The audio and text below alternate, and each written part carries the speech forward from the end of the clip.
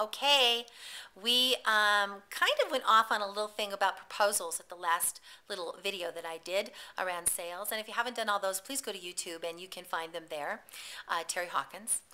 So what we're going to do is I'm going to tell you a little bit about how I used to get some really great long-term bread and butter business. I would be working with companies. I do the whole part of sales that we've already talked about. I develop the whole thing. But what I would do is I would do the friendship part. Sometimes I would do this. I would do the friendship part, really get connected, really listen to them. Then I would do the investigator, find out what they want, what's the outcome they're looking for. Then I would make an appointment for about a week later with this caveat. I'd simply say to them, you know what, I don't want to waste any more of your time if I'm not right for you. So what I understand is you want, and I go through it, this, and this. I'm going to take a look at what I think I can do, and I'd like to come back and see you next Wednesday, Thursday, whatever's best for you. I'd like to come back and see you.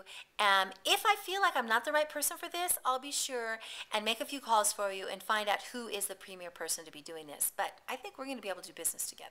Okay, so I may or may not say that last line. It depends on the person, the personality, and what we've been able to establish together in rapport.